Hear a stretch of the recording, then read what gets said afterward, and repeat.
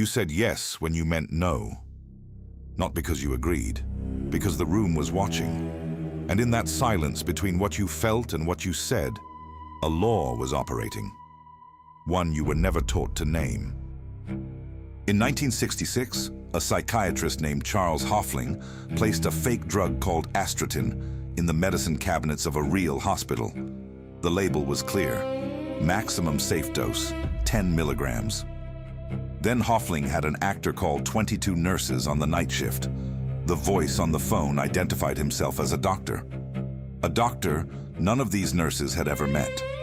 He told them to administer 20 milligrams of Astrotin to a patient immediately, double the maximum dose of a drug they had never heard of, from a voice they could not verify. Hospital regulations forbade taking medication orders by phone. The bottle itself said, "Do not exceed 10 milligrams." Every institutional safeguard pointed in one direction: stop. 21 out of 22 nurses walked to the cabinet, opened the bottle, and prepared the injection. When Hofling surveyed a separate group of nurses beforehand and asked what they would do in this exact scenario, 31 out of 33 said they would refuse. They were certain. Almost every single one was wrong about herself. That gap between what you believe you would do and what you actually do is not a character flaw.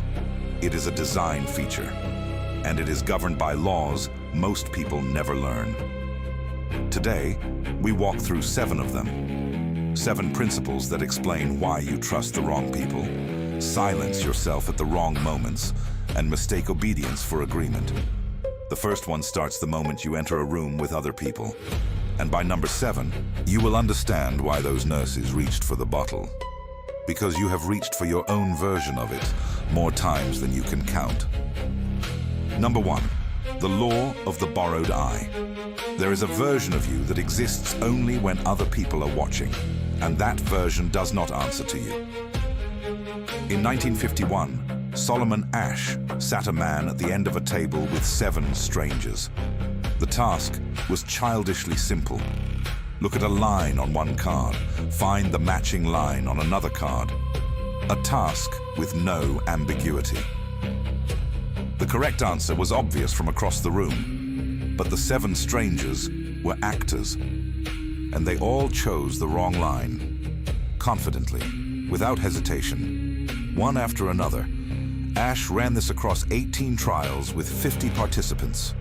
75% conformed at least once. 1 in 3 conformed on the majority of trials. They knew the answer was wrong. They could see it with their own eyes. They said the wrong answer anyway, not because the actors persuaded them, not because the actors threatened them, because the actors were calm and certain, and the participant was alone. This is not peer pressure. Peer pressure implies someone is pushing you. This is quieter. This is the room rearranging what you see before you even know it happened. Asch interviewed his participants afterward. Most admitted they knew the answer was wrong. They conformed anyway because they were afraid of looking foolish, not afraid of being wrong, afraid of being the only one who was right. That fear does not leave when you grow up. It follows you into every meeting where you felt the room lean in one direction and said nothing. Every conversation where you heard something false and nodded along because disagreeing felt heavier than lying. The room does not change your mind. It changes your mouth, and over time those become the same thing. But borrowed eyes only explain what happens in a group. The next law explains what happens when you are completely alone and still performing for an audience that is not there. Number 2, the law of the invisible meter. Your self-esteem is not a feeling, it is a gauge, and it is measuring something you did not give it permission to measure. In 2000, psychologist Mark Leary at Wake Forest University published a framework he called Sociometer theory. His claim was precise and deeply unflattering. Self-esteem does not reflect how good you are. It reflects how accepted you believe you are. It is a real-time readout of your perceived social standing. Leary tested this across multiple studies. He found that even microsignals, a delayed text, a shorter reply than expected, an invitation you heard about secondhand but were not included in, could shift a person's self-evaluation within minutes. Not hours, not over the course of a bad week. Minutes. Your brain runs this calculation constantly, below the threshold of your awareness, and it reports the result as a feeling. That feeling is what you call confidence. This means the version of yourself that feels confident and the version that feels worthless may be the same person in two different rooms. Move to a new city and your sense of self rearranges. Change teams at work and your confidence recalibrates. Not because you changed, because the mirrors changed. Marcus Aurelius understood this. In Meditations, Book 6, he wrote that the opinion of 10,000 men carries no weight if none of them understands the subject. He was an emperor surrounded by flatterers. Every compliment he received was a leash designed to feel like a gift. He did not pretend the meter did not exist. He simply refused to let it steer. You cannot turn the meter off, but you can learn to read it without obeying it. Most people never get that far. They live inside the reading and call it their personality. They say, "I am a confident person," or "I have low self-esteem," as if those were fixed traits like height or eye color. They are not traits, they are readings. And readings change when the instrument is pointed at a different room. Now consider what happens when your eyes are borrowed and your confidence is rented. What happens to the decisions you believe you are making freely? That brings us to number 3. Number 3, the law of the phantom option. You have never made a decision in a vacuum. Every choice you have ever made was shaped by options you were not supposed to notice.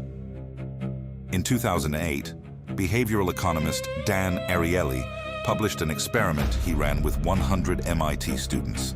He showed them 3 subscription offers from The Economist. Option 1, online access for $59.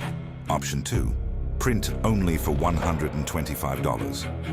Option 3, print and online for $125. Nobody chose option 2. It looked absurd next to option 3. 84% chose option 3. Then, Ariely removed option 2, the one nobody wanted, and ran the experiment again. Without the decoy, 68% chose the cheapest option. The most popular choice became the least popular. The least popular became the most popular. One option that nobody selected had restructured the preferences of the entire group. Machiavelli described this principle in Chapter 18 of The Prince without the vocabulary of behavioral economics. He wrote that a leader must know how to be a great pretender and dissembler. People read that and picture deception. What Machiavelli actually described was architecture. The arrangement of choices so that the preferred outcome feels like the audience's idea. You encounter phantom options every day. The pricing page with 3 tiers where the middle one glows. The negotiation that opens with a number so high that your counteroffer feels like a victory. The job offer that includes a benefit you do not need, framed to make the salary feel generous. Persuasion is not a conversation. It is carpentry. The frame is built before you arrive, and the person who built it is counting on you, never looking at the walls. Confidence is borrowed. Self-worth is rented. Choices are pre-framed. And now comes the part where your own mind turns against you. Not occasionally, constantly. Number 4, the law of the painted window. In 1983, a neuroscientist named Benjamin Libet conducted an experiment at the University of California, San Francisco, that most people have never heard of, but that rewrote our understanding of conscious decision-making. He asked participants to flex their wrists whenever they felt the urge to do so. Simple, voluntary, meaningless. But Libet was monitoring their brains with EEG. He discovered that a buildup of electrical activity, what neuroscientists call a readiness potential, began in the brain a full 550 milliseconds before the participant reported feeling the urge to move.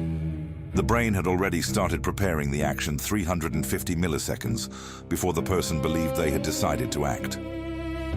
Your brain makes the call, then it tells you about it, and you experience that notification as free will. This does not mean you are a puppet.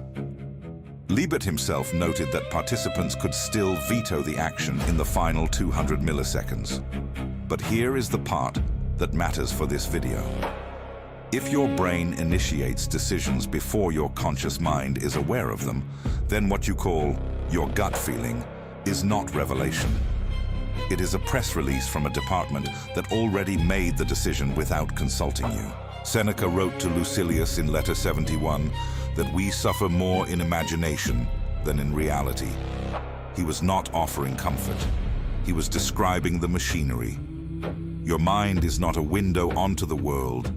It is a painting of the world, and you are standing inside the painting, calling it reality.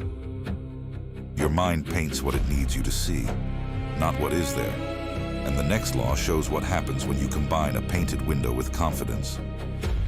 Number 5, the law of the loud fool. Ellen Langer is a psychologist at Harvard.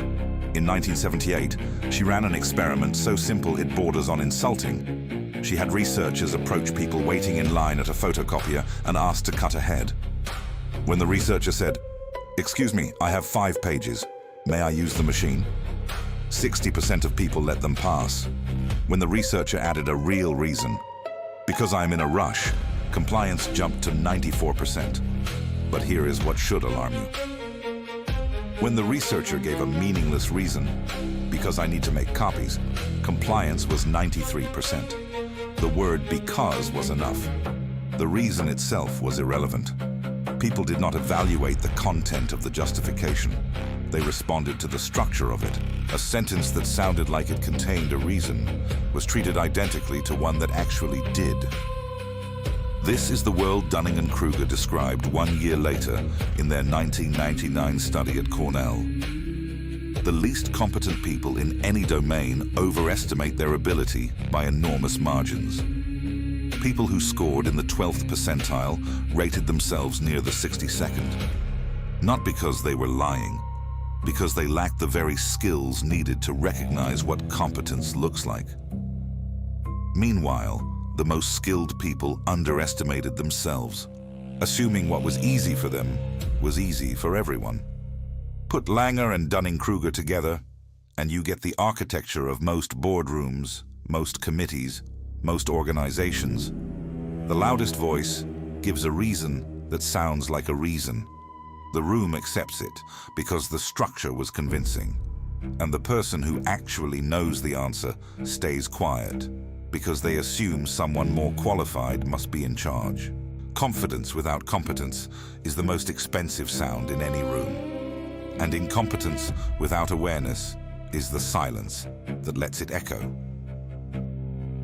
But there is someone in that room who sees the problem, who knows the decision is wrong, who could say something.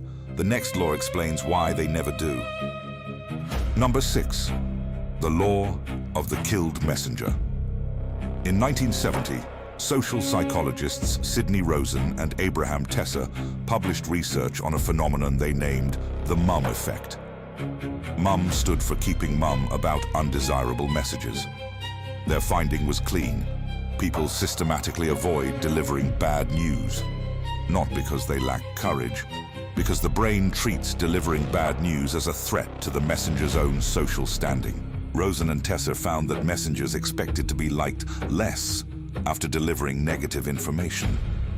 And they were right. Recipients did like them less, even when the messenger had nothing to do with the problem, even when the messenger was trying to help. The act of carrying bad news contaminated the carrier. Think about what that means for your life right now. The people around you, your colleagues, your friends, the people you trust most, are running a silent calculation every time they consider telling you something difficult. They are weighing the value of your knowing the truth against the cost of being the person who told you. And most of the time, the cost wins. This filter thickens in direct proportion to your authority. The more power you hold, the less truth reaches you. Epictetus wrote in the Discourses, Book 3, that if you want to improve, be content to be thought foolish and stupid. He was not preaching humility as a spiritual practice. He was delivering a survival manual. If you punish honesty, even with a raised eyebrow, even with a half-second pause that communicates displeasure, you train every person around you to lie, and you will be the last person in the room to know the wall is coming. Because every person who could have warned you decided your reaction was not worth the risk. That sentence should sit with you longer than any other in this video. Now we arrive at the final law, the one that makes all 6 before it lethal. Number 7, the law of the invisible ratchet. Every trap that works is a trap that feels like a series of reasonable decisions. In 2009, psychologist Kathleen Vose and colleagues at the University of Minnesota published research on what they called ego depletion. Their work showed that self-control is a finite resource. Each decision you make throughout a day draws from the same limited pool. By the time you reach the 10th decision, the 20th, the 50th, your ability to resist, to evaluate, to push back has been quietly drained. This is not laziness, this is architecture. The same architecture that made Hofling's nurses reach for the bottle. The order did not arrive as a single dramatic demand. It arrived as a sequence of small, reasonable steps. A phone rings. A voice identifies itself as a doctor. The voice gives a calm instruction. The bottle is already in the cabinet. The patient is waiting. Each step is small. Each step is ordinary. And by the time the nurse is holding the syringe, she has not made one big decision. She has made 5 small ones. None of them felt like the moment to stop. This is the ratchet. It clicks forward one notch at a time. You do not become someone you would not recognize overnight. You make one concession that barely registers. Then a second that only makes sense because you made the first. Then a third that would have been unthinkable on day 1, but feels inevitable on day 30. Seneca described this in his Letters on Ethics. He wrote that a disease is far advanced by the time we discover its nature. He was not talking about the body. He was describing the slow erosion of standards that people mistake for adaptation. The ratchet does not announce itself. It does not feel like a trap. It feels like Tuesday. It feels like just this once. It feels like everyone else is doing it. It feels like the path of least resistance, which is exactly what it is. That is what makes it a ratchet and not a cliff. Cliffs you can see. Ratchets you can only hear if you know to listen for the click. Now, come back to Hofling's hospital. 21 nurses reached for the bottle. Not because they were stupid, not because they did not care about their patients, because every law on this list was operating in that room at the same time. The room told them compliance was normal. That is Law 1. Their professional self-worth was tied to being seen as cooperative. That is Law 2. The phone call was framed as routine medical procedure, not as an ethical test. That is Law 3. Their minds painted the situation as safe because a doctor would never endanger a patient. That is Law 4. The voice on the phone sounded confident, and confidence does not require competence to be persuasive. That is Law 5. No colleague in the room said, "This seems wrong." That is Law 6. And each small step, answering the phone, writing down the order, walking to the cabinet, opening the bottle, felt like the continuation of something already in motion. Never the beginning of something dangerous. That is Law 7. Hofling did not discover negligence. He discovered machinery, the silent machinery of ordinary compliance. When the nurses were told afterward what had happened, most of them were stunned. They could not explain why they had complied. They could not point to the moment where they decided. Because there was no moment. There was a sequence. And the sequence was designed so that each step felt smaller than the one you would need to notice in order to stop. You are not different from those nurses. You're not more aware. You are not more resistant. The only difference available to you is this. You can learn the names of the forces that move you. You can watch for the Ratchet. You can notice when your mouth is saying what the room wants instead of what you know. That is not immunity. There is no immunity. But there is a difference between walking through a minefield blind and walking through it with a map. You now have 7 coordinates on that map. Whether you use them is not my concern. It is yours. Subscribe if this changed how you see your own decisions.